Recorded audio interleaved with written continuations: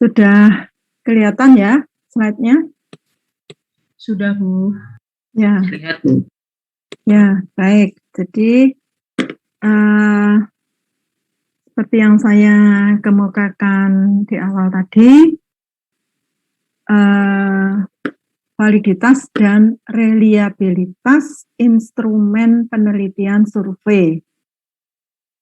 Ya, jadi ini kemarin juga jadi banyak diskusi pada saat review jurnal untuk praktikum, ya. Validitas adalah instrumen atau alat penelitian yang digunakan untuk mengukur yang seharusnya diukur. Jadi kalau menggunakan alat yang memang untuk mengukur itu dikatakan valid, ya. Seperti di awal sudah saya singgung. Sedangkan reliabilitas adalah instrumen alat penelitian yang sama digunakan untuk mengukur berkali-kali, ya, memberikan hasil yang sama, ya. Tentu saja konteksnya berkali-kali itu bisa pada partisipan yang berbeda, ya, pada kesempatan yang berbeda pula, ya. Itu jadi intinya validitas dan reliabilitas. Akan tetapi di penelitian survei kemarin atau yang selama ini dibahas di review jurnal untuk praktikum itu tidak selalu di jurnal itu menjelaskan atau secara eksplisit menulis validitas dan reliabilitas. Nah ini memang karena kita yang mereview, jadi kita yang harus menginterpretasikan dari data-data yang ada di dalam jurnal tadi, ya. Sehingga kemarin kalau misalnya ada instrumennya itu lembar wawancara atau lembar interview atau lembar kuesioner yang tidak terstruktur, ya, atau yang terbuka, bagaimana kita melihat validitas dan reliabilitasnya? Nah, itu agak menjadi sangat bervariasi ya dari yang kemarin di sebelumnya yang ada di review jurnal. Jadi prinsipnya pokoknya kalau dikatakan valid itu instrumen tadi memang mengukur yang seharusnya diukur, reliable digunakan berkali-kali itu memberikan hasil yang sama. Jadi dalam konteks ini kalau yang tidak terstruktur itu mengarah pada konsistensi, ya, keajegan gitu ya, seperti itu. Nah, kemudian apa hubungan validitas dan reliabilitas? Jadi hubungannya kalau validitas menunjukkan ketepatan, ya, pemilihan alat ukur, reliabilitas menunjukkan konsistensi hasil pengukuran, ya. Seperti itu. Jadi alat ukur yang reliable belum tentu valid, ya, tetapi agar bisa dianggap valid maka alat ukur haruslah reliable, ya. Jadi banyak yang dari beberapa referensi itu malah menganggap yang valid itu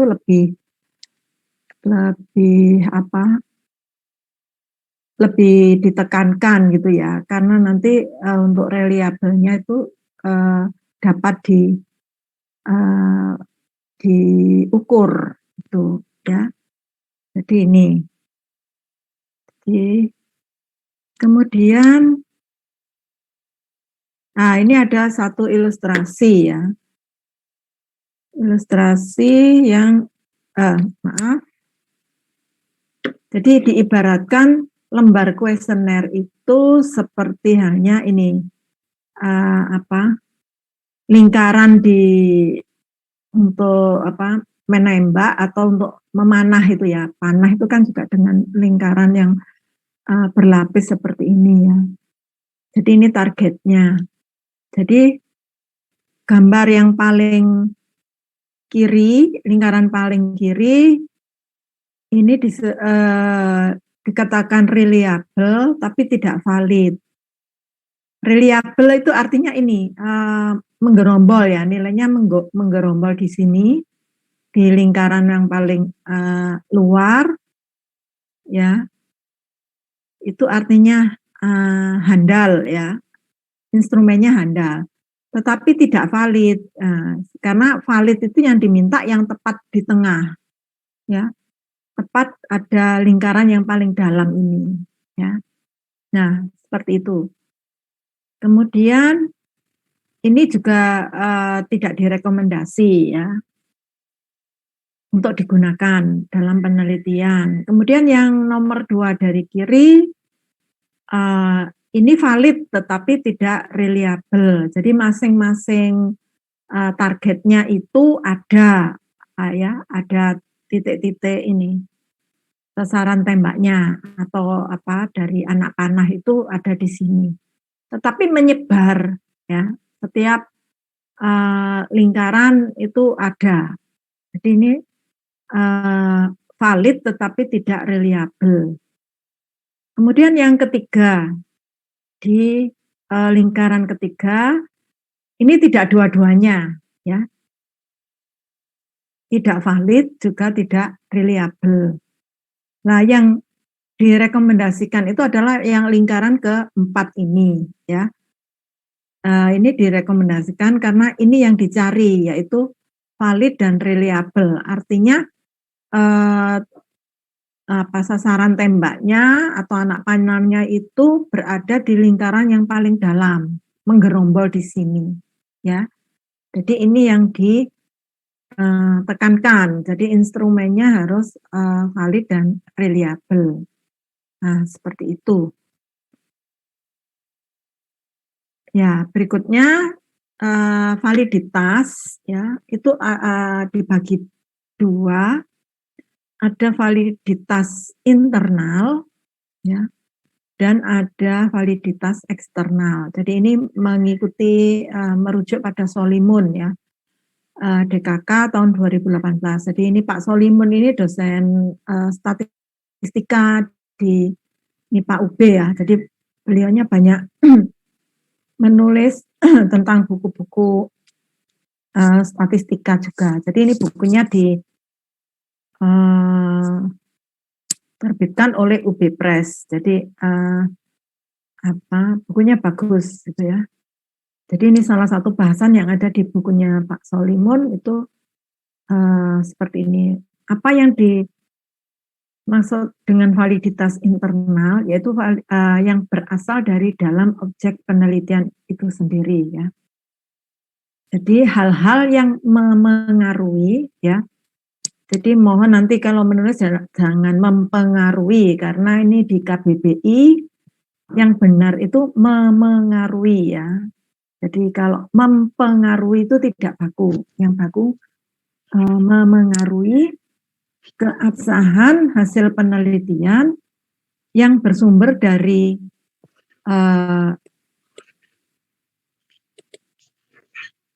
yang bersumber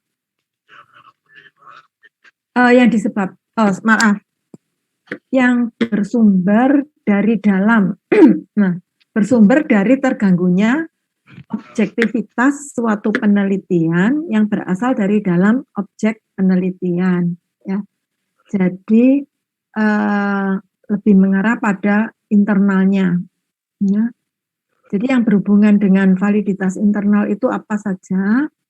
Yang pertama adalah pengembangan instrumen penelitian yang valid dan reliable ya. Kemudian ada pengelolaan variabel pengganggu. Jadi saya juga baru menemukan ini di bukunya Pak Solimun ya, ada variabel pengganggu. Karena kemarin kita sudah belajar ada variabel bebas, terikat, kontrol ya, kemudian ada antara ya, ada sela. Ternyata juga ini ada variabel pengganggu, yaitu variabel yang tidak tercakup dalam skop penelitian ya, akan tetapi muncul dan berkontribusi serta berpengaruh dalam penelitian. Jadi ini hal-hal yang tidak diduga oleh penelitinya gitu ya, tidak artinya seperti diabaikan gitu ya pada saat merancang penelitian. Dan yang ketiga adalah pemilihan metode analisis data dengan tepat dan aplikasinya secara benar. Jadi ini 3 hal yang mempengaruhi atau berhubungan dengan validitas internal. Kemudian untuk validitas eksternal, ini terkait dengan faktor-faktor yang memengaruhi keabsahan ya, hasil penelitian yang disebabkan oleh faktor-faktor di luar kendali peneliti ya, beserta rancangan penelitiannya ya. Jadi terkait dengan validitas eksternal itu adalah bagaimana teknik sampling dilakukan, kemudian rancangan percobaan atau penelitiannya seperti apa ya, juga respondennya yang dipilih yang bagaimana kriterianya, serta randomisasi. Jadi di sini ada randomisasi ya, ada acak ya, ada pemilihan sampel secara acak. Tuh. Kemudian ada strategi untuk memperbaiki validitas eksternal. Ya. Di antaranya yaitu ini ada yaitu ada 4. Pertama, pemilihan partisipan sebagai kontrol dan perlakuan dilakukan secara random ya, sehingga diperoleh generalisasi yang lebih baik. Generalisasi itu kesimpulan ya. Kemudian memilih partisipan yang lebih homogen ya, atau dikelompokkan sehingga menjadi homogen.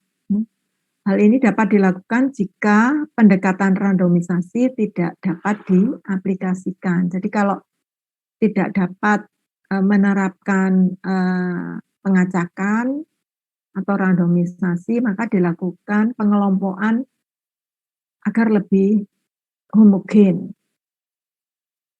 Yang ketiga, antara partisipan, setting, dan waktu dikonsentrasikan ya, agar diperoleh satu kelompok populasi saja ya. Jadi populasinya tidak dibatasi ya, tidak lebih dari satu populasi. Kemudian memilih atau menggunakan populasi, ini populasi target ya, populasi target yang spesifik tuh ya. Jadi ini juga upaya untuk menghomogenkan tadi. Jadi kalau misalnya sasarannya itu nelayan, ya jangan di situ ada yang bukan nelayan, ya seperti itu. Atau kalau sasarannya petani, ya petani yang bagaimana? Apakah petani buah atau petani sayur? Itu mungkin lebih spesifik lagi, ya. Karena akan mempengaruhi ini tadi validitas eksternal. Nah, ini sebagai contoh ada suatu kuesioner ya. Nah, ditanyakan apakah ini terbuka ya atau tidak terstruktur. Tapi bisa jadi juga ada pilihannya. Apakah gaji atau upah yang diterima memuaskan? Dijawab memuaskan ya. Kemudian ketika ada permintaan saran ya, apakah yang krusial untuk diatasi? Ternyata respondennya meminta kenaikan upah ya. Jadi ini kan bertolak belakang dengan jawaban yang di atas. Dia sudah puas, kecuali kalau ini tidak puas gitu ya, atau belum puas tuh bisa memilih kenaikan gaji, kenaikan upah gitu ya. Tapi ternyata ini bertolak belakang. Jadi ini menunjukkan ketidakkonsistenan pertanyaan dalam mengungkap sikap atau pendapat responden. Jadi yang salah bukan respondennya, tapi item pertanyaannya, ya butir-butir kuesionernya. Jadi itu yang harus diperbaiki, gitu, ya. Nah, jadi reliabilitas dapat diukur dengan jalan mengulang pertanyaan yang mirip pada nomor-nomor berikutnya, ya, atau dengan jalan melihat konsistensinya dengan pertanyaan lain. Ya. Pengukuran reliabilitas dapat dilakukan dengan yang pertama berulang, ya, ditanya berulang atau diukur berulang. Kemudian ada juga yang sekali saja, ya. Kemudian dibandingkan hasil pengukuran tadi, ya, dengan yang lain atau mengukur korelasi antar jawaban pertanyaan, ya. Jadi suatu konstruk atau variabel dikatakan reliable, ya, atau ini dalam konteks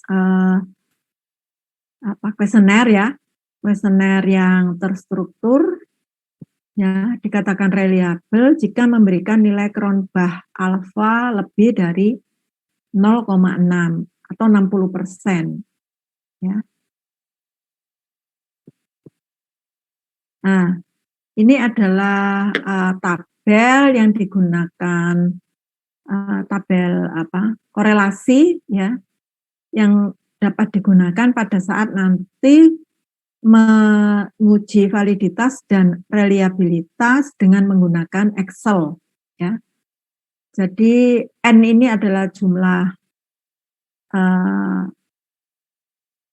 sampelnya, ya. Kemudian ada taraf signifikansi 5% atau 1%.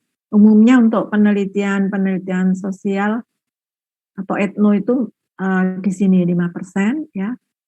Ini sampelnya bisa sampai 1000, jadi semakin rendah sampelnya, maka taraf signifikansinya itu harus semakin tinggi nilainya. Jadi ini ada 0,997 untuk sampel 3, ya.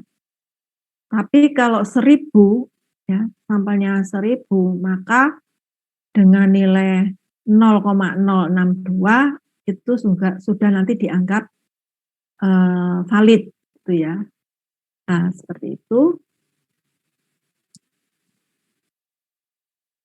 Nah, ini tabel interpretasi dari nilai R tadi, ya, nilai korelasinya. Kalau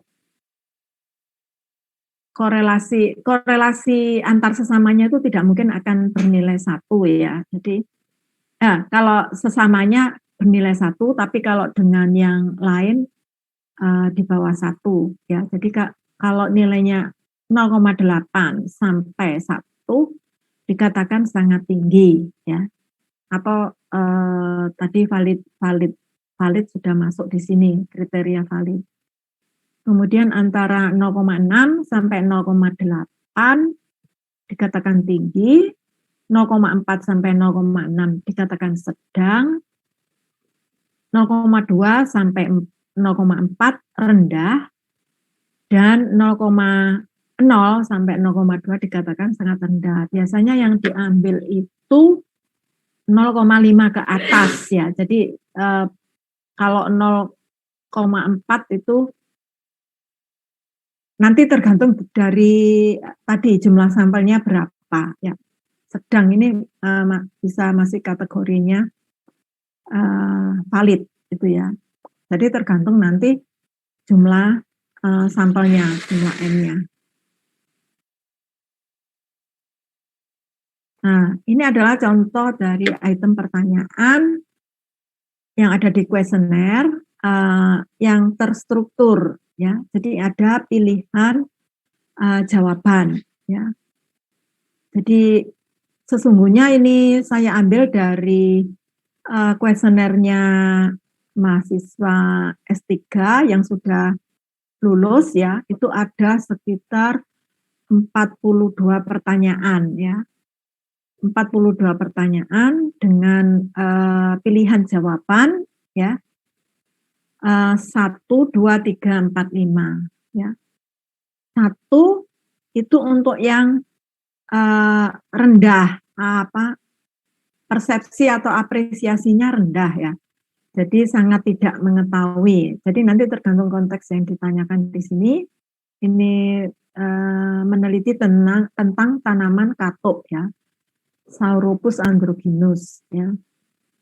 Jadi kalau diberi skor 2 itu tidak mengetahui ya, skor 3 itu cukup mengetahui, skor 4 mengetahui, skor 5 adalah sangat mengetahui. Jadi ini sangat dibuat berjenjang ya, berjenjang jawaban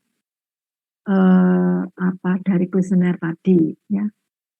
Kemudian juga ini dari mana pertama kali mengetahui tanaman katuk. Jadi ini yang mengkonstruksi ya, yang menyusun itu ya atau yang membuat itu ya penelitinya ya. Jadi apa yang ditulis di sini ini ya dipahami oleh penelitinya. Jadi nanti tiap orang bisa beda-beda ya menuliskan skala yang ada di sini ya. Jadi seperti itu. Jadi ini saya ambil contoh cuma 10 item pertanyaan yang pertama ya, dari total 42 item pertanyaan ya. Kemudian ini contoh, katakan tadi ada 10 item ya, kemudian ada 20 responden, terus kita inputkan datanya di Excel ya. Ini jawabannya untuk nomor 1, 3, untuk responden 1 ya, demikian seterusnya. Nah, sampai akhirnya nanti kita dapat menghitung korelasinya ya. Jadi yang kolom paling kanan ini adalah total dari item-item jawaban. Kemudian kolom yang bawah ini ada R hitung korelasi person. Ini adalah yang ke bawah ya. Jadi dari kolom ketiga dihitung ke bawah ya. Tentu ini dengan menggunakan rumus ya, rumus Corel ya. Nah, kemudian dibandingkan dengan R tabel ya.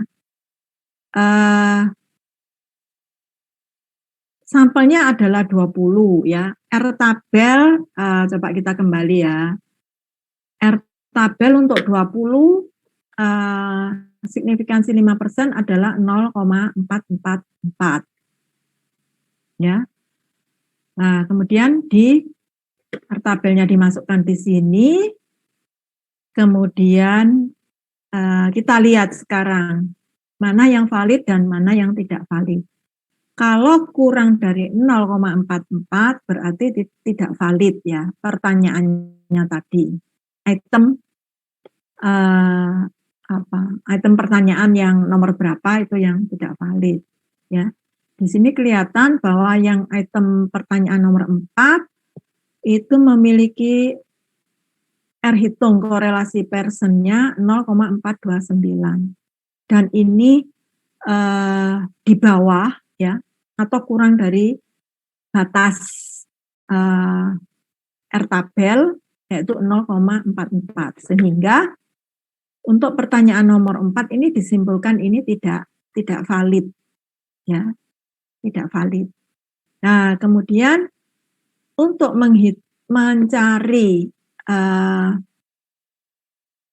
reliabilitasnya, maka ini dihitung variansnya ya. Ini ada juga rumusnya. Nanti saya tunjukkan di Excel ya. Variansnya dihitung seperti ini ya. Kemudian jumlah varians berarti dari baris ya, dari baris ini 1 di total sampai baris 10 sesuai item pertanyaan ya. Ya, kemudian jadi jumlah varians total itu yang X ya, sumbu X. Kemudian varians totalnya itu berasal dari ini, dari yang kolom paling kanan. Ini dihitung variansnya juga, akhirnya ketemu sekian ya. Sehingga nilai Cronbach alfanya dapat ditentukan, yaitu rumusnya seperti ini ya. Jadi N itu item pertanyaan ya. N minus N min 1 dikalikan dalam kurung 1 minus varians ya, varians yang sumbu X dibagi dengan varians total ya, varians yang ini sumbu Y-nya yang kolom paling kanan ya. Sehingga diperoleh nilai 0,862. Nah, dengan nilai 0,862 maka ini nilainya adalah lebih dari 0,6 ya untuk Cronbach alpha. Sehingga disimpulkan bahwa item pertanyaan tadi adalah reliable atau handal, digunakan berkali-kali itu memberikan hasil yang handal. Dalam konteks di sini item yang tidak valid itu tetap dimasukkan ya. Jadi tidak di del. Seandainya item yang tidak valid itu di del, kemungkinan nilainya akan lebih besar lagi ya. Seperti itu. Jadi ada beberapa kalau saya browsing ada yang item tidak valid itu di del, tapi ada juga yang tidak ya. Seperti itu. Atau mau diperbaiki pertanyaannya bisa, karena pertanyaannya ini sudah hanya 10 ya. Tadi saya sampaikan yang contoh dari mahasiswa atau alumni S3 itu sampai 42 item pertanyaan. Jadi kalau dibuang 1 itu mungkin tidak masalah seperti itu ya. Nah, kemudian ada lagi untuk menguji validitas dan reliabilitas dengan menggunakan program ya, program pengolah data, yaitu dalam hal ini adalah SPSS ya. Intinya sama, menggunakan korelasi gitu ya. Jadi SPSS itu singkatan tadinya ya, di awal itu adalah Statistical Packages for the Social Sciences. Jadi SPSS itu banyak digunakan oleh ilmu-ilmu sosial ya. Tetapi pada akhirnya itu ilmu-ilmu eksakta pun itu juga mengadopsi SPSS, sehingga nama SPSS itu berganti menjadi Statistical Packages for Service Solution ya, seperti itu. Jadi ini beberapa apa ya, ada yang anti menggunakan program ini ya, karena ini dianggap ilegal ya, dianggapnya ilegal. Jadi yang beberapa itu menghendaki yang open access saja ya, seperti R program ya, program R ya, itu adalah open access, sehingga dikatakan seperti itu. Padahal ini juga sudah sebenarnya domainnya juga sudah umum gitu ya, tapi ya ada yang masih tidak mengizinkan dengan SPSS. Tapi ini kita akan belajar ya. Jadi saya rasa tidak masalah gitu ya. Nah, dengan SPSS, jadi yang tadi data-data itu dimasukkan ke sini ya, ke programnya ya. Kemudian nah ya, Kemudian diklik ini, langkah-langkahnya, analyze, correlate, dan bivariate. Ya. Nah, seperti ini.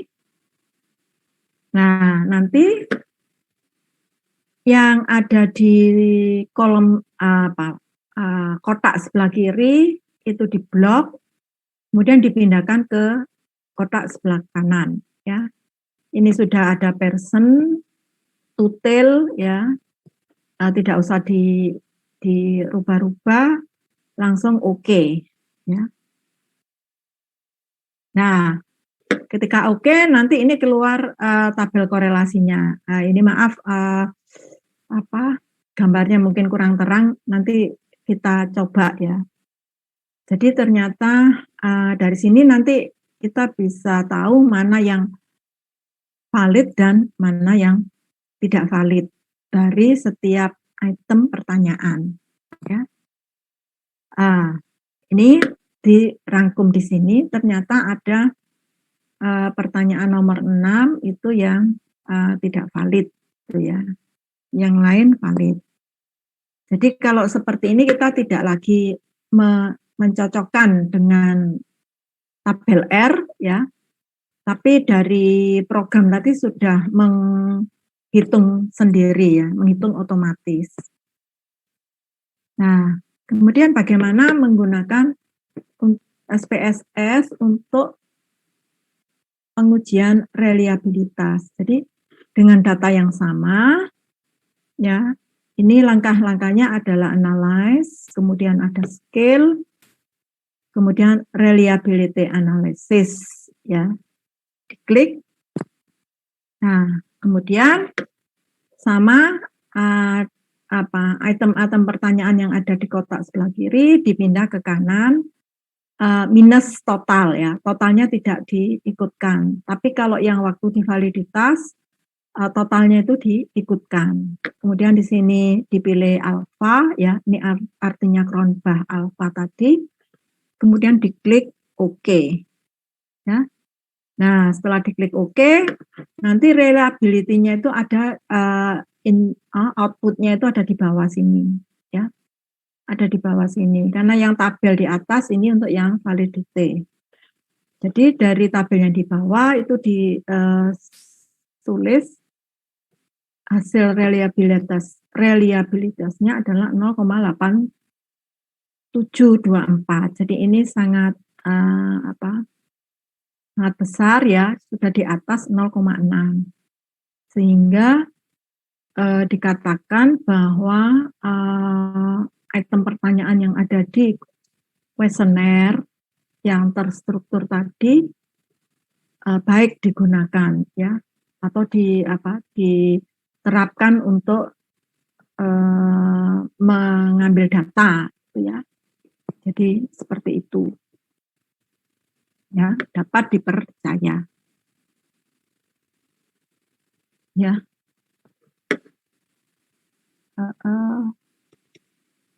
Ya, baik.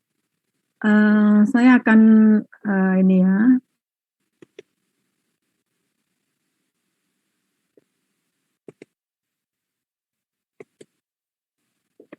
Sudah bisa dilihat, ya? Bisa, Bu. Ya, jadi ini ada untuk simulasi, ya. Ada 10 item pertanyaan, kemudian ada 20 responden, ya. Ya, kemudian kita akan mengetahui apakah item-item pertanyaan di sini ini valid, gitu ya. Nah, itu kita masuk ke menghitung dengan R hitung, ya. Jadi ini rumusnya, ya. Ini korel dalam kurung, ya, di blok satu kolom yang terkait pertanyaan nomor 1, ya, item pertanyaan nomor 1, kemudian dibandingkan dengan kolom ini, kolom M. Kolom M itu adalah total, ya, nilai total. Tapi ini dikasih ini dolar ya, dikasih dolar, jadi ini dihubungkan seperti itu, ternyata nilainya adalah 0,625. Kemudian ini kita geret ke, jadi misalkan ini ya, kalau ini saya hapus ya. Jadi setelah ini diperoleh, nanti kita bisa drag, ditarik gitu ya, sampai ke kolom item nomor 10. Kemudian R tabelnya 20 tadi, kalau 20 N respondennya 20, tadi 0,44 ya. Nah, kemudian kita beri keterangan sebenarnya valid atau tidak. Jadi ini juga bisa menggunakan rumus di Excel ya. Jika ini C3 lebih besar dari C23 ya. R hitung lebih besar dari R tabel dikatakan valid, dan jika kurang dikatakan tidak valid. Sehingga langsung keluar semua ya dengan cara di drag tadi. Variance, bagaimana menghitung variance? Yaitu dengan rumus VAR. Ya. VAR ini C3 sampai C22 di sini. Ya. Maka kalau yang variance itu adalah yang ini ke bawah ya, atau yang di sumbu X-nya ya. Sehingga ini keluar semua nilai variance-nya ya dengan cara yang sama. Kemudian jumlah variance, nah itu dari yang ini kolom M atau total dari item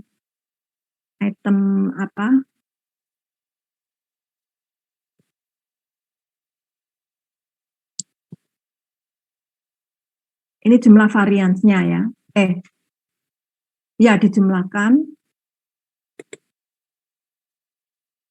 Maaf ini. Ya. Jadi jumlah varian yang ke sini. Ya. Jadi setelah dimasukkan rumus, maka variance totalnya nilainya 30,063. Ya.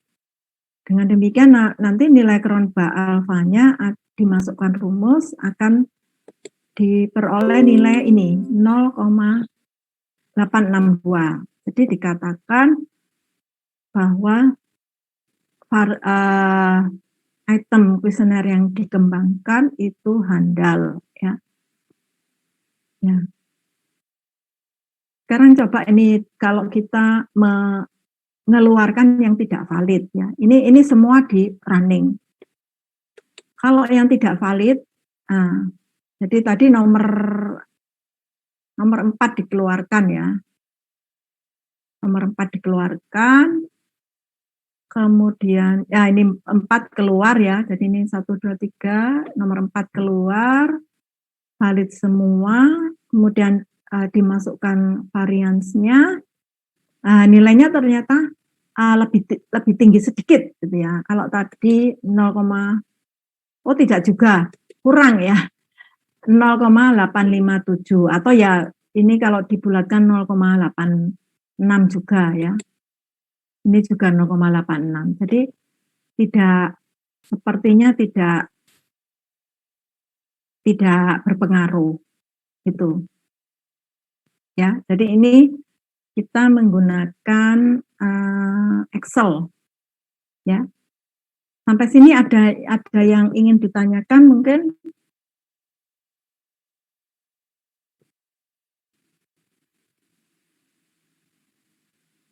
Sudah jelas atau belum?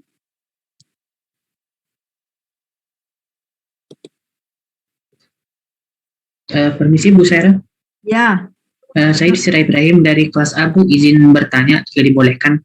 Ya. Yang mengenai tidak valid itu kalau sebenarnya kan kata Ibu tadi itu kan tergantung dari itunya Bu. Ada yang bilang dikeluarkan, ada yang tidak ya Bu. Nah, itu kan kalau tadi dari contoh Ibu tuh efeknya sedikit berubah ya Bu. Bedanya 0,01 kalau nggak salah tadi itu. Ya. 0,86. Nah, Tapi kalau sebenarnya di dalam dunia penelitian aslinya tuh apakah seharusnya itu dimasukkan ya Bu, kalau apa ya, dalam mungkin kalau kesepakatan dalam eh, apa metode ilmiah penelitian akan analisis data itu, apakah yang benar itu dimasukkan atau tidak ya Bu kalau dalam penelitian pada umumnya Bu? Atau itu kembali lagi ke tujuannya peneliti Bu, untuk melihat reliabilitasan ini Bu?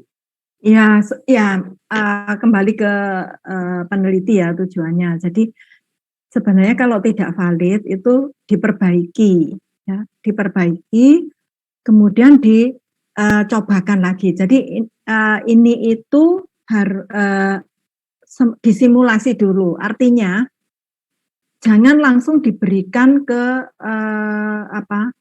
sampel yang besar, tapi dari misalnya sampelnya ada seperti minimal 30 itu ya, 30 atau 50 responden, partisipan. Nah, untuk melihat valid tidaknya, item pertanyaan itu diberikan kepada beberapa saja. Jadi tidak perlu semua sampel itu diberi kuesioner ini ya. Dicobakan pada beberapa, mungkin 10 orang atau apa gitu ya. Nah, ketika nanti ada yang tidak valid, maka yang tidak valid itu sebaiknya diperbaiki ya, diperbaiki redaksionalnya ya, supaya itu tadi kan seperti itu tadi ya, apakah Anda puas dengan gaji Anda? Puas. Kemudian kalau ada ini apa yang Anda inginkan? Ternyata kenaikan gaji. Lah itu kan artinya item pertanyaannya itu yang tidak sinkron kan, tidak konsisten. Jadi itu yang diperbaiki sehingga ketika nanti di running ke ini yang besar, ke sampel yang besar yang ditetapkan tadi, diharapkan semuanya valid gitu. Jadi seperti itu. Jadi sebenarnya bukan salah respondennya ya atau partisipannya, tapi sebenarnya kesalahannya ya pada instrumennya. Jadi itu tidak dapat memberikan atau memisahkan gitu ya dengan jelas gitu ya tiap-tiap ini. Dan kadang-kadang memang ada kuesioner ini untuk membuat itu sebenarnya ada kuliahnya sendiri ya, terutama untuk yang background-nya ilmu sosial humaniora, tapi di biologi tidak, saya sendiri juga belum pernah ikut ya kelas membuat item pertanyaan dalam kuesioner yang baik itu seperti apa itu belum pernah ya. Jadi ini hanya yaitu belajar sendiri, coba-coba, browsing-browsing seperti itu. Jadi kalau melihat seperti ini, sepertinya akhirnya item pertanyaan yang kalau ini cuma satu itu kan tidak mempengaruhi reliabilitasnya ya.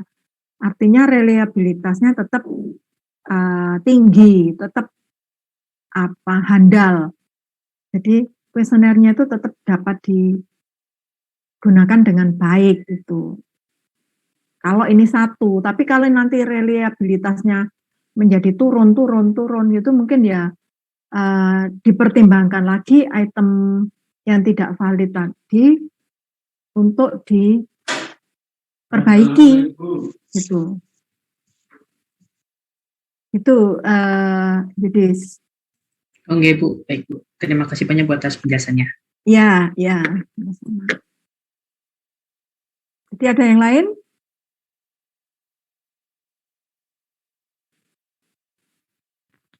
Nanti saya punya beberapa Excel ya, yang item pertanyaan seperti ini, simulasi gitu, nanti mahasiswa bisa mencoba-coba ya. Jadi saya lanjutkan berikutnya. Jadi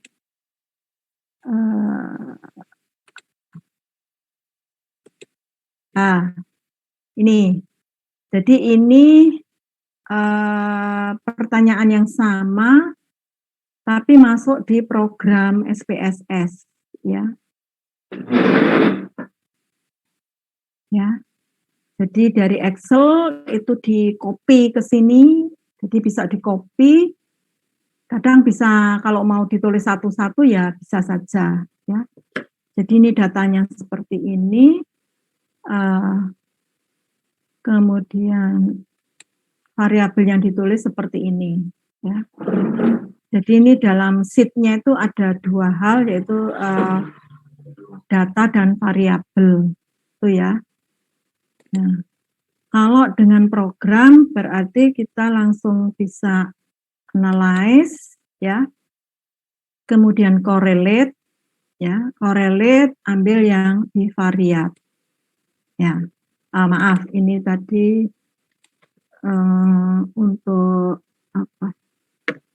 Jadi ini kalau pertama kali dia ada di kotak yang kiri, ya.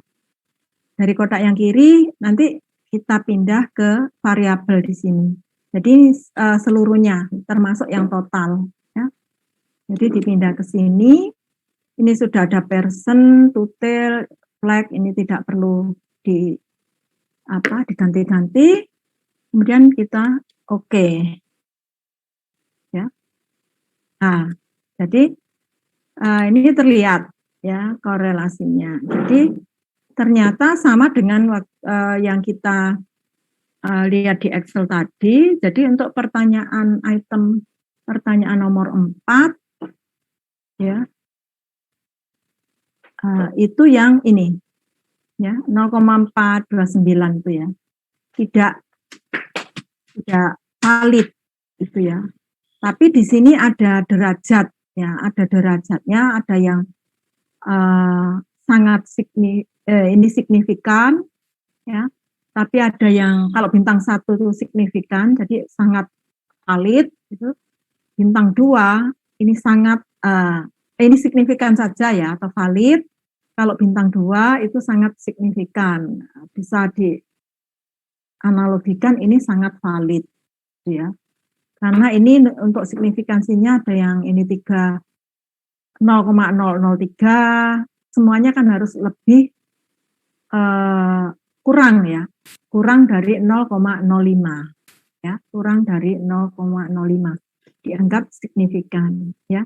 Jadi ini ternyata sama dengan Excel ya, sama dengan yang tadi dihitung di Excel ya. Jadi ada satu item nomor 4 yang tidak valid. Selanjutnya ini dilanjutkan dengan reliabilitas. Bagaimana reliabilitasnya tadi? Ini tetap ini diklik analyze, kemudian ada ini scale, ya scale, kemudian ada reliability analysis, ya. Nah, maaf ini juga sebentar saya pindah dulu biar kosong. Nah, ya. Nah, kalau reliability itu minus total ya, yang dipindahkan ke sini, ke item. Jadi setelah thread, ini dimasukkan di blok, kemudian dimasukkan ke item. Ini sudah pakai alpha, ini tidak perlu di update, kemudian di OK. Nah, ya. Nah, jadi ini ternyata reliabilitasnya adalah 0,862 ya. Jadi ini sama juga dengan yang tadi di Excel ya. Jadi artinya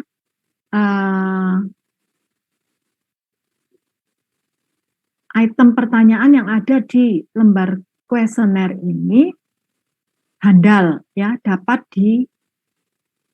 digunakan.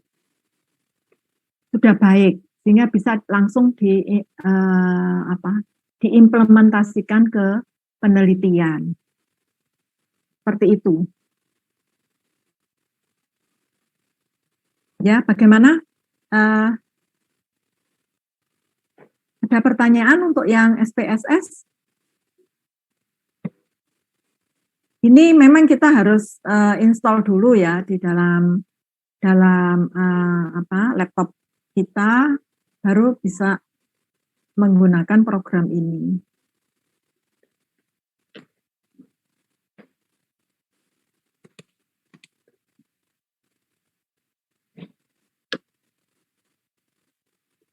Ada pertanyaan?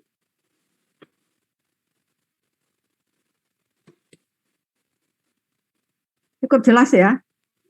Sudah jelas. Jadi kalau sudah menggunakan pengolah data,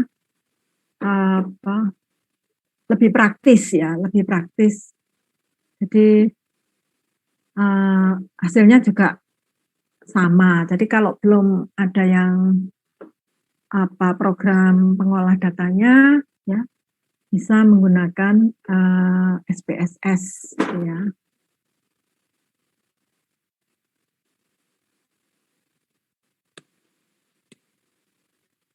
Ya. Baik, silakan untuk uji validitas dan uji reliabilitas kalau ada yang ditanyakan. Permisi, Bu. Ya, Puspa. Siapa? Iya, saya Alfi Suraya, Bu. Ya, Alfi. Ya. Ya, saya ingin bertanya tentang pertanyaan yang valid dan tidak valid. Nah, itu apakah bisa diperkirakan valid atau tidaknya tanpa harus dicoba terlebih dahulu, Bu? Jadi, bagaimana kita bisa membuat atau membedakan mana pertanyaan yang sekiranya valid, mana yang tidak valid, begitu? Apa ada acuannya tersendiri, begitu, Bu? Terima kasih. Ya, jadi untuk pertanyaan valid atau tidak itu ketika kita membuat ini ya, sebentar.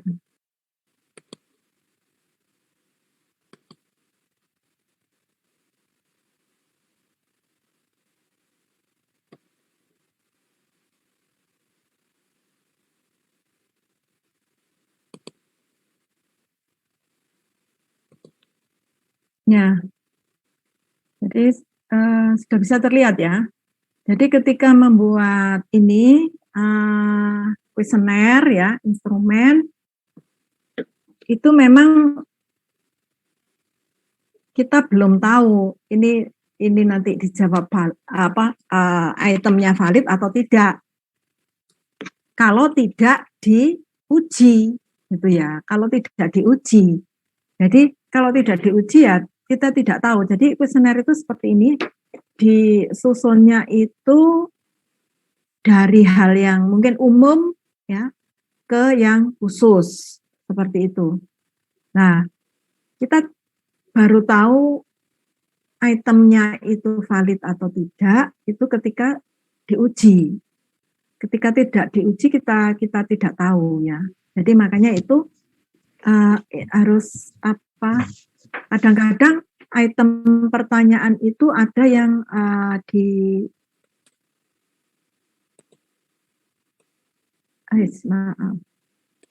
ada yang bisa di cross check gitu ya.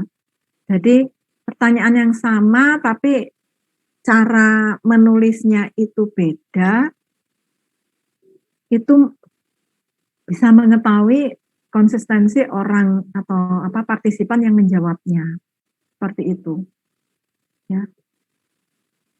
Jadi itu Alfi, kita tahunya itu ya ketika diuji, ketika belum itu ya dibuat saja seperti ini ya.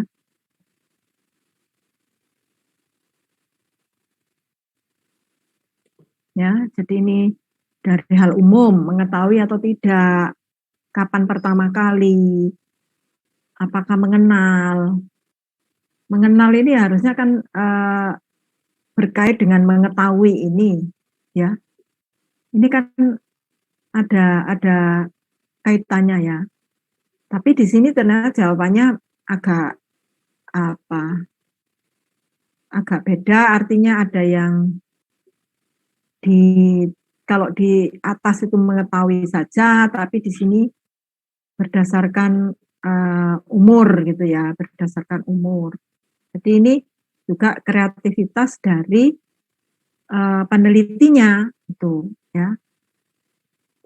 Terus menjelaskan ciri-ciri manfaat apa saja untuk tujuan apa itu. Jadi ini yang selama ini diketahui di masyarakat menggunakan untuk memperlancar air susu ibu ya ketika ibu itu melahirkan ya. Tetapi sebenarnya daun katuk itu sendiri tidak hanya untuk memperlancar ASI tapi juga banyak digunakan untuk sayuran ya. Lah, sayuran itu apa misalnya yang paling ini tuh sayur bening mungkin ya atau mungkin ada sayur yang lain. Jadi ini mahasiswa lulusan S3 itu ingin menelitinya itu adalah etnobotani dari katuk ya di masyarakat yang ada di Jawa Timur. Jadi ada 5 lokasi mungkin kalau tidak 6. Jadi mulai di Madura, kemudian di Banyuwangi, ada istilahnya itu yang Madura, terus Pandalungan, terus Mataraman, seperti itu. Jadi itu lokasinya itu sebenarnya menunjukkan kalau etnisnya sih ya etnis Jawa sama etnis Madura, tetapi lebih ke arah zona gitu ya. Oh, yang misalnya kalau Pandalungan itu adanya itu di Jember, Probolinggo, ya mungkin Bondowoso, situ Bondo itu adalah Pandalungan yang sebenarnya etnis Maduranya dominan di situ. Jadi tidak disebut Madura ya, tapi Pandalungan ya. Demikian juga yang Mataraman. Mataraman itu ada di mana? Ternyata Mataraman itu ada di Jawa Timur yang mengarah ke barat atau kulonan itu ya. Mungkin dari Pacitan, Ponorogo, Madiun, Magetan, seperti itu. Jadi lokasi cakupannya ini lokasinya se-Jawa Timur gitu ya. Jadi ini dikembangkan sedemikian rupa pertanyaannya ya. Ya ini ada yang sampai apakah menanam ya sudah kalau digunakan sayur berapa kali. Nah ini sampai 42 item pertanyaan itu. Sehingga kalau misalnya ada 1-2 item yang tidak valid dan penelitinya itu ingin tidak mau memperbaiki, mungkin bisa dibuang. Tapi kalau mau diperbaiki, berarti bisa di running lagi. Tapi kalaupun itu tadi seperti contoh tadi ya, ada yang 1 pertanyaan atau 2 tidak valid dari sekian banyak ya, kemudian ketika di running nilai reliabilitasnya cukup tinggi, berarti bisa digunakan gitu. Bagaimana Alfi? Ya, baik Bu, sangat jelas, terima kasih. Ya. Jadi tahu valid tidaknya itu ketika sudah diuji ya. Kalau dalam bentuk seperti ini kita tidak tahu mana yang valid, mana yang tidak, itu tidak tahu. Baik, ada yang lain lagi? Izin bertanya Ibu. Ya, silakan. Perkenalkan Bu, nama saya Syaftian dari kelas Biologi B. Yang ingin saya tanyakan terkait adanya biasanya itu ditemukan kontradiksi antara uji validitas dengan uji reliabilitas Ibu. Misalnya saja seperti uji validitas menggunakan ini, namun pada uji reliabilitasnya itu tidak saling ada korelasi dan tidak saling mendukung satu sama lain. Nah, kira-kira Bu, untuk menghindari kontradiksi antara uji validitas dengan uji reliabilitas itu dilakukan seperti bagaimana ya Bu? Terima kasih. Ya, jadi ini tadi kalau mengikuti langkah-langkahnya kan valid dulu ya, baru ke reliable. Jadi kalau ada kontradiksi seperti itu, artinya ya kita harus rekonstruksi lagi kuesionernya, ya harus rekonstruksi kembali, disusun kembali. Jadi mana-mana yang masih bisa digunakan dan mana yang harus diperbaiki seperti itu. Jadi itu juga menjadi harus cermat ya menyusunnya atau mengkonstruksi dari item-item pertanyaan yang ada di kuesioner. Nah, tentu saja ya harus cermat.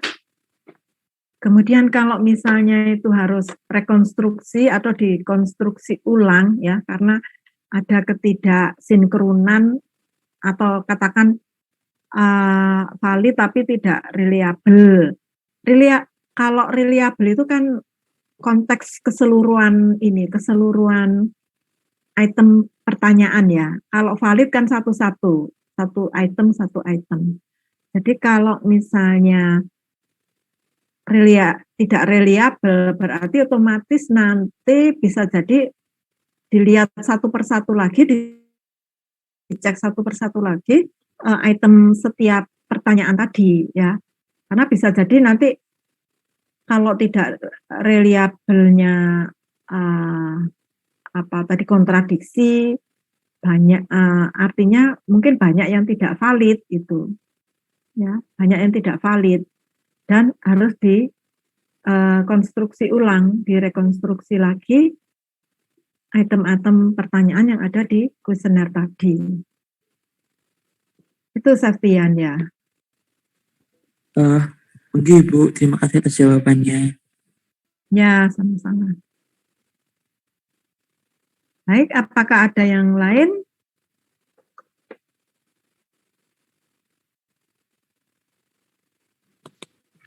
Saya Bu. Ya, silakan. Ya, saya Hesti dari kelas C. Tadi Ibu menjelaskan bahwa valid tidaknya kuesioner itu diketahui setelah dilakukan uji. Nah, apakah setelah dilakukan uji itu terus dilakukan di skala populasi yang besar terus tetap ditemukan pertanyaan yang tidak valid Bu? Kalau seperti itu, solusi apa yang dilakukan selain konstruksi dari kuesioner itu? Terima kasih. Ya, jadi ini contohnya yang ini ya. Jadi maksud saya ketika dilakukan uji baru kelihatan valid tidaknya itu dalam konteks lembar atau butir-butir interview, butir-butir wawancara atau butir-butir kuesionernya itu terstruktur ya. Kalau ya jadi baru bisa dilakukan ketika sudah diuji. Jadi ini adalah lebih objektif gitu ya. Tapi kalau tidak terstruktur itu artinya lebih pada expert judgment atau judgment dari penelitinya tadi itu. Jadi pokoknya dia konsisten menjawab. Nah, berarti pertanyaan tadi sudah dianggap valid gitu ya. Jadi kalau sudah di running bagus gitu ya, reliable. Terus diterapkan di sampel yang lebih besar. Tadi kan hanya perwakilan ya yang diambil untuk simulasinya, simulasi hasil uji ya, uji validitas dan reliabilitas. Kalau lebih besar diterapkan ke sampel sesungguhnya gitu ya, diimplementasikan ke sampel sesungguhnya dan ternyata ada yang tidak reliable. Nah, itu berarti ya apa harus dikonstruksi ulang ya, atau sebenarnya kalau diterapkan waktu disimulasi dengan beberapa orang sampel itu sudah reliable, itu artinya sudah siap untuk diimplementasikan ke sampel sesungguhnya gitu ya. Seperti itu. Jadi harusnya sudah tidak ada ini lagi, sudah tidak ada masalah gitu ya. Tapi kalau tetap ada masalah, ya artinya ya tetap harus dikonstruksi ulang gitu. Karena untuk mendapatkan keabsahan. Nah, tadi kan sudah ada ya. Jadi yang perlu untuk keabsahan itu yang perlu diperhatikan. Metodenya seperti apa, respondennya seperti apa, harus dilihat lagi itu. Kalau respondennya terlalu heterogen, mungkin juga bisa mempengaruhi jawabannya ya. Jadi makanya sebelum itu tadi yang ada di slide PPT tadi ya, untuk validitas eksternal itu sangat penting ditentukan sebelum nanti menyampaikan item-item pertanyaan yang ada di lembar kuesioner atau lembar interview ya. Begitu Hesti. Jadi kalau tidak ini ya harus dikonstruksi ulang. Dan nanti atau bisa juga mungkin respondennya itu dicek lagi jawaban responden ya. Kalau ya terus maksud saya di exclude yang tidak sesuai itu mungkin nanti akan jadi valid, tapi resikonya nanti partisipannya jadi kurang. Berarti ada dikonstruksi ulang untuk item pertanyaan yang ada di lembar interview atau kuesioner tadi. Itu Hesti. Baik Bu, terima kasih. Ya. Baik, ada yang lain? Permisi Bu. Ya, Dimas. Saya Dimas dari kelas biologi C Bu. Saya izin bertanya Ibu. Ya. Untuk banyaknya item pertanyaan yang digunakan dalam kuesioner itu apakah ada jumlah minimal dan maksimalnya Ibu?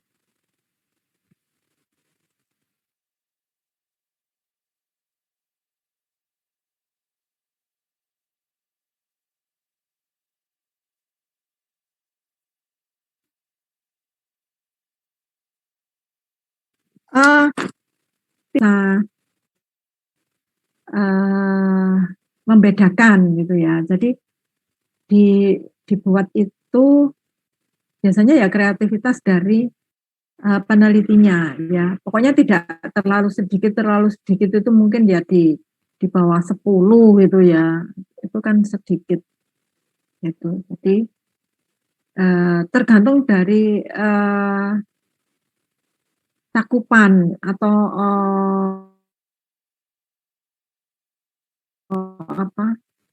ranah penelitian juga. Jadi sampai sejauh mana kira-kira informasi yang ingin diperoleh seperti itu.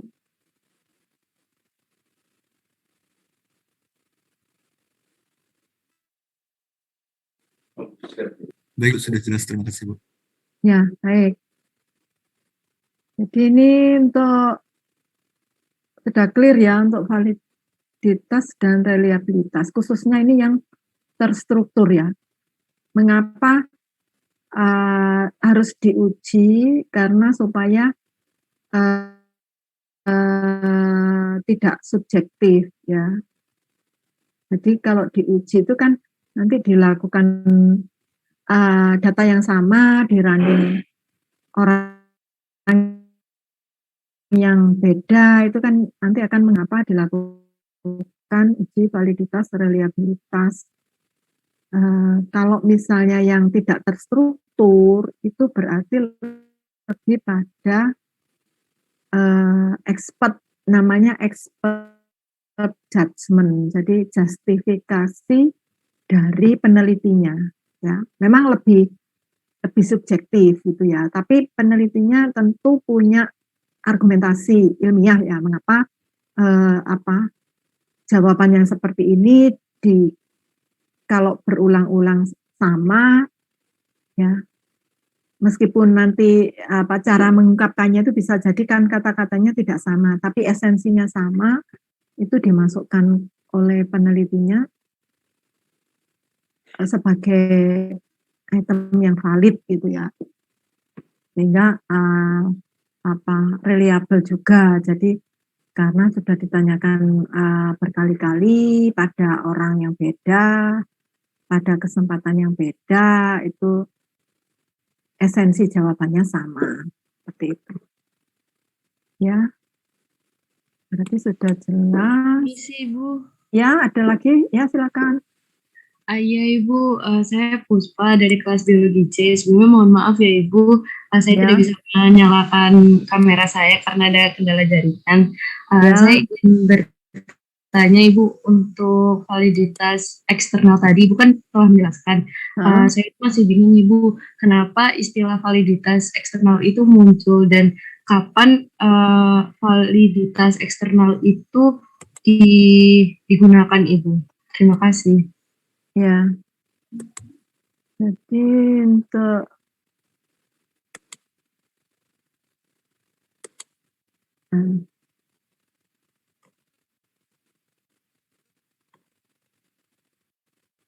nah ini ya, jadi validitas eksternal ini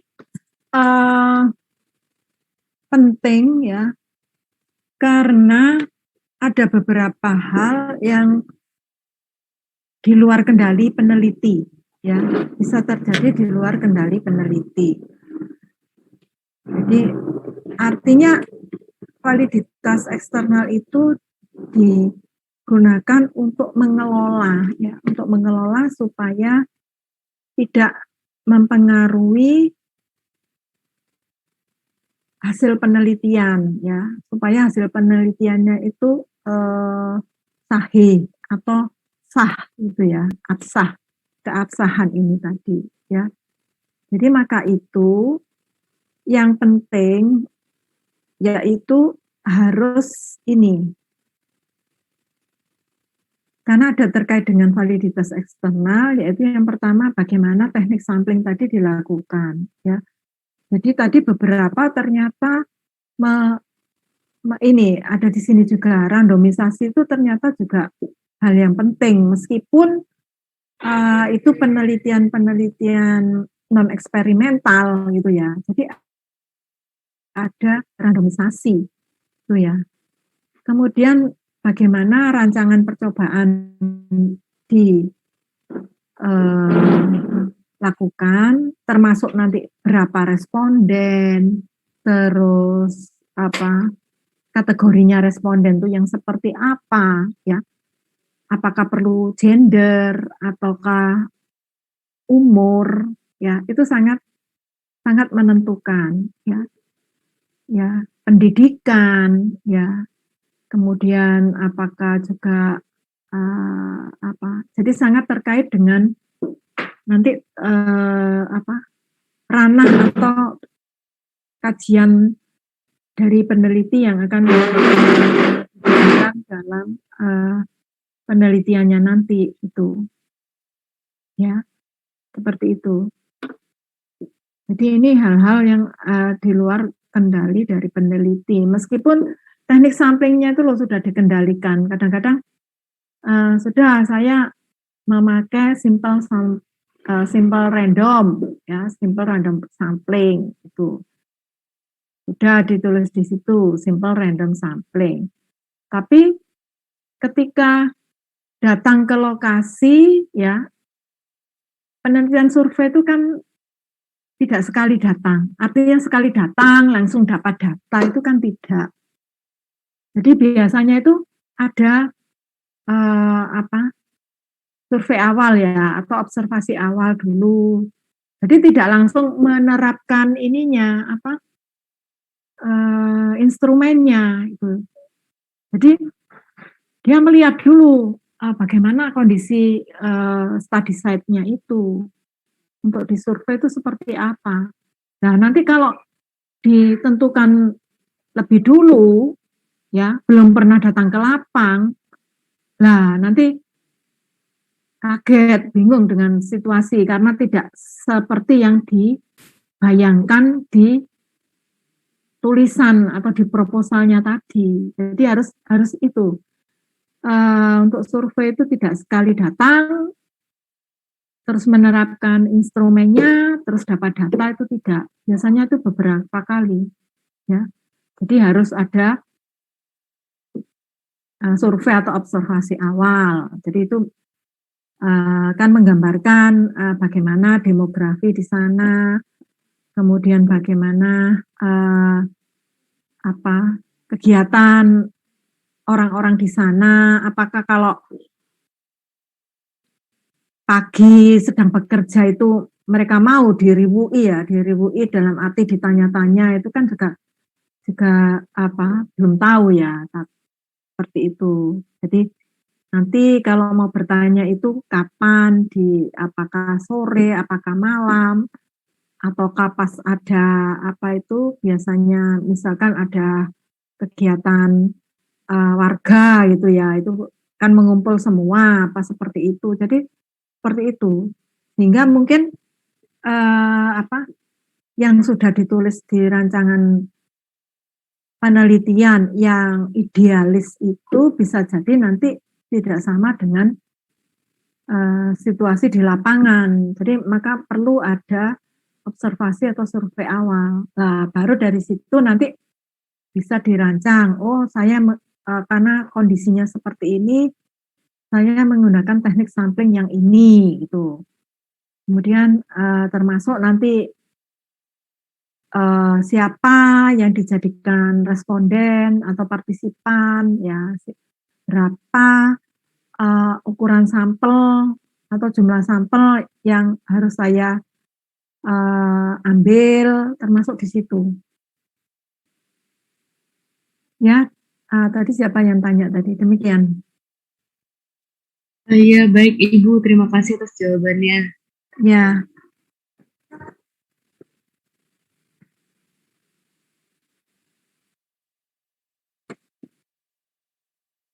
Baik, ada yang lain dari ini?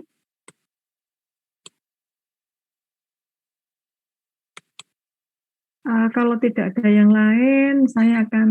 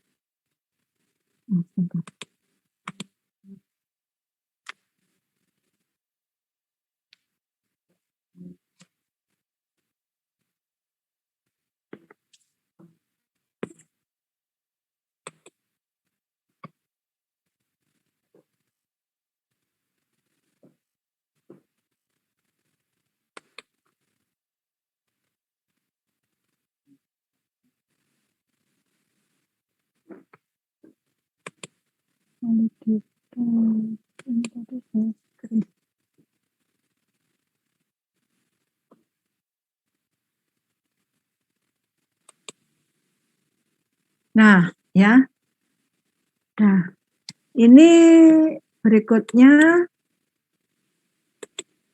Nah, setelah kita mendapat data ya dari kuesioner yang sudah disebarkan dan diisi oleh responden, maka harus dianalisis, ya, harus dianalisis. Jadi analisis data itu ada beberapa kategori ya. Yang pertama ini ada analisis deskriptif, ya. Jadi ini Kalau analisis deskriptif itu seperti kalau ukuran pemusatan itu ada mean, ada median, ya, ada modus. Kemudian kalau untuk sebaran ada rata, ya, ada simpangan baku. Nah, seperti itu. Ya. Kemudian untuk penyajian data dapat berupa narasi, berupa tabel atau daftar, ya, berupa diagram atau grafik atau gambar, tapi nanti judul ya, judul tabel, judul gambar itu menyesuaikan yang sudah diperoleh di MPHPI ya. Nah, ada analisis inferensial. Apa itu analisis inferensial? Jadi analisis yang digunakan untuk generalisasi atau mengambil kesimpulan, gitu ya. Jadi mengambil kesimpulan dari sampel dibawa ke populasi. Jadi ini ada estimasi, kemudian ada pengujian hipotesis, itu melalui komparasi atau korelasi, ya. Jadi meskipun ada kecenderungan sekarang hipotesis itu tidak ditulis di proposal atau deskripsi, ya, tapi kalau untuk menguji hipotesis itu dapat dilakukan dengan menguji uji komparasi. Jadi uji komparasi itu membandingkan dan uji korelasi, mengaitkan hubungan, ya, seperti itu. Nah, ini ada statistika deskriptif, ya.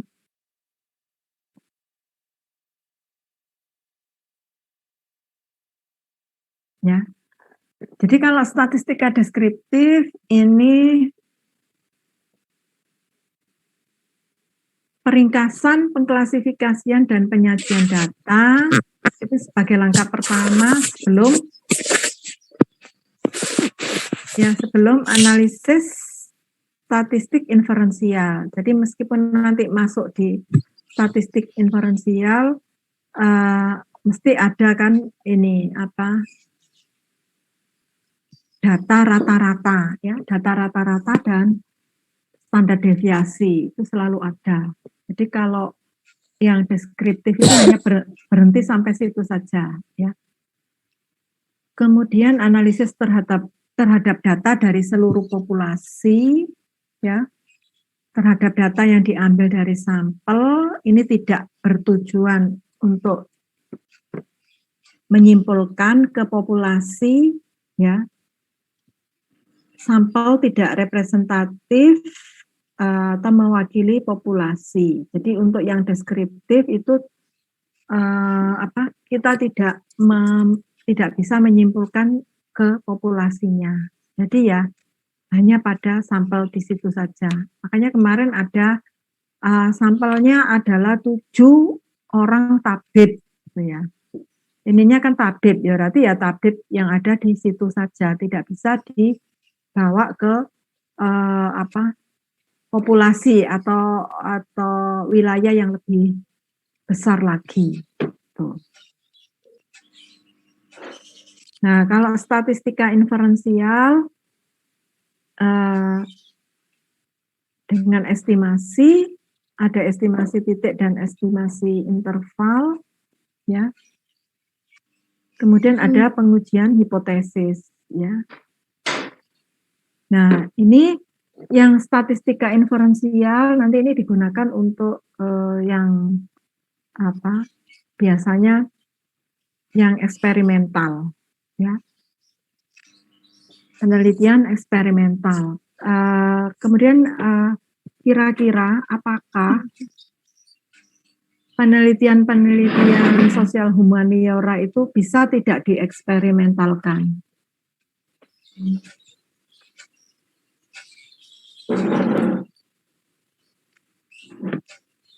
Ya, bagaimana? Ada yang bisa membantu saya penelitian sosial humaniora bisa tidak dieksperimentalkan. Eksperimen artinya kan ada intervensi ya, ada intervensi dari peneliti, gitu. Ya. Bisa tidak ya?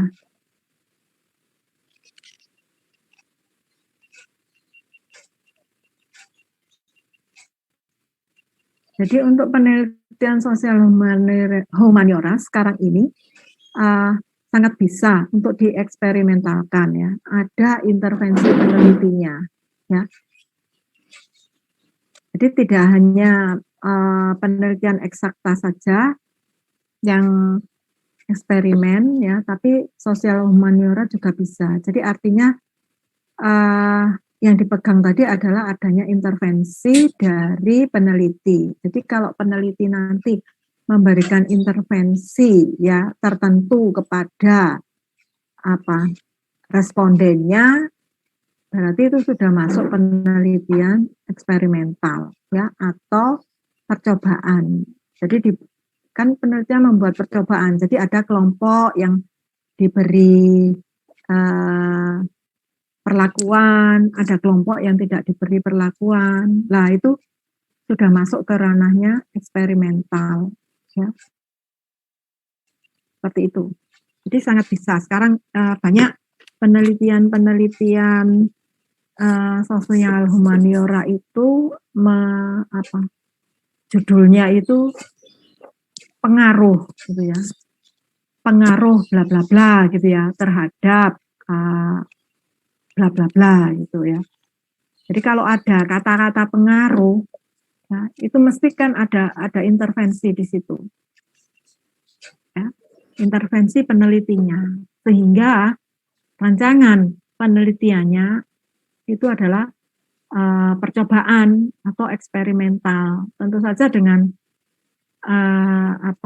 nanti melalui kaidah-kaidah penelitian eksperimental, ya.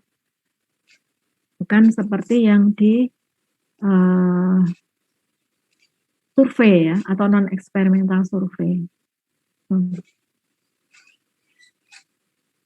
Kemudian ada pemilihan uji statistik ya. Jadi kalau tadi inferensial maka harus dilihat jenis atau pengukuran skala pengukuran data ya. Kemudian bagaimana distribusi datanya. Ya. Dan tujuan analisisnya, yaitu membandingkan atau melihat hubungan. Ya. Distribusi data biasanya ini terkait dengan normalitas data. Apa itu normalitas data? Jadi datanya itu harus normal dalam konteks nanti ketika digrafikkan data itu sebarannya seperti kurva normal ya. Jadi seperti ini. Jadi ada puncaknya, kemudian ada kiri kanannya itu yang yang landai ya. Itu adalah kurva normal. Ya. Jadi bagaimana kalau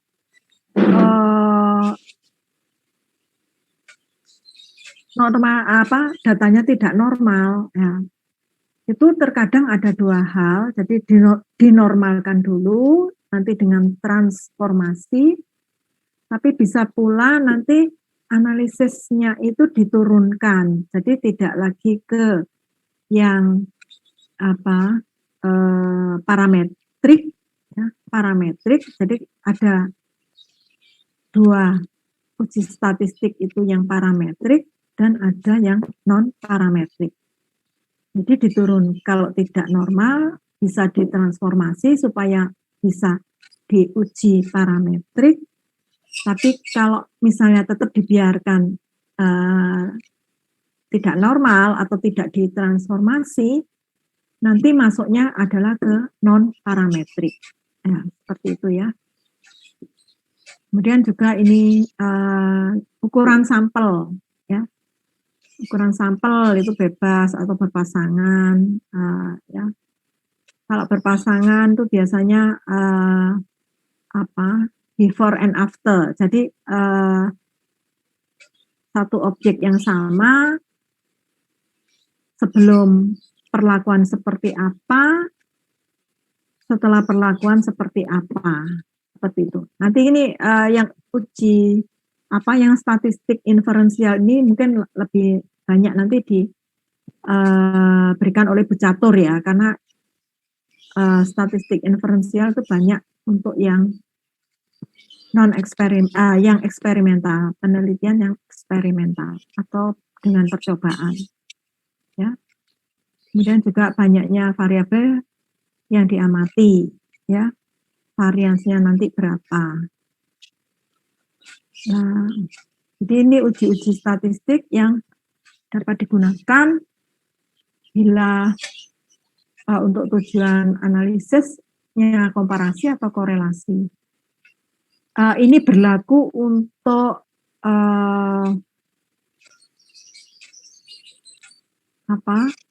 yang penelitian non eksperimental maupun penelitian eksperimental, ya. Jadi ada yang ini non parametrik, ya. Jadi beberapa itu menganggap untuk yang parametrik itu levelnya lebih tinggi, ya, lebih tinggi dibanding yang non parametrik. Tapi sekarang sama, ya, levelnya sama. Jadi tidak ada yang lebih dibanding yang lain, seperti itu. Ya, ini nanti banyak dikaji di materinya Bu Catur, ya. Nah, kemudian yang keempat yaitu untuk penghitungan atau uji statistik terkait dengan inferensial tadi, ya. Statistik inferensial, terus keputusan uji seperti apa dan pengambilan atau penarikan keputusan, ya. Nah, ya, jadi sini, ya.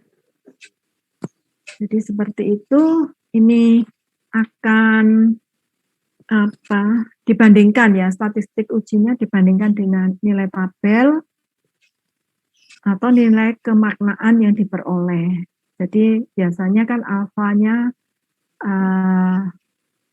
toleransi, ya, tingkat probabilitas kesalahan 5%, ya, artinya tingkat kepercayaannya kan 95%, ya, 0,95. Nah, itu akan mempengaruhi nanti bagaimana nilai uji dengan nilai tabelnya.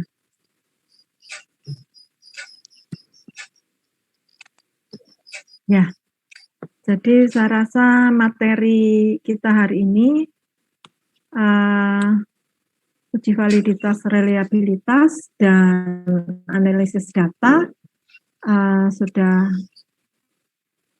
disampaikan. Jadi silakan kalau ada pertanyaan, ya, bisa ditanyakan di sini.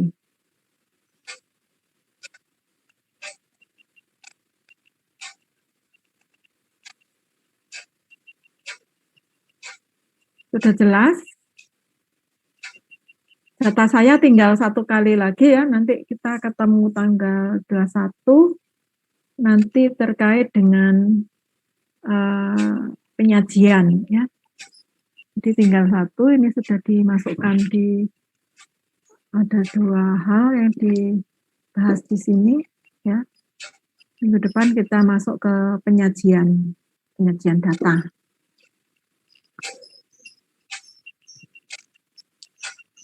Nanti kalau mahasiswa ingin ngotak-atik, ya, tadi uji validitas reliabilitas dengan Excel atau mungkin yang komputernya sudah diinstal SPSS, nanti bisa saya berikan beberapa contoh di Excel, ya, nanti dicoba-coba sendiri. Itu. Nanti saya masukkan ke GCR, ya.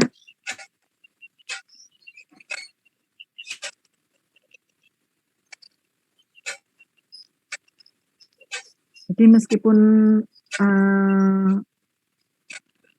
survei ya, non eksperimental, tetapi kalau itu di scoring ya, di instrumen penelitiannya, nah kita dapat menghitung, akhirnya ada kuantitatifnya ya, bisa dihitung, dan terkadang itu kita menjadi lebih paham gitu ya, bagaimana cara menghitung validitas, reliabilitas dengan Excel maupun dengan SPSS. Ya.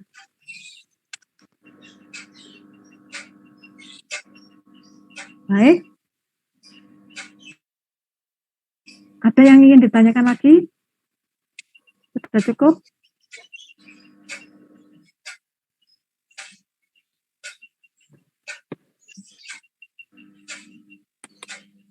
Ya. Ini partisipannya 108 ya. Ini temannya hadir semua atau ada yang keluar masuk ya? Nanti mohon dari masing-masing ketua kelas ya, menginformasikan ke saya gitu.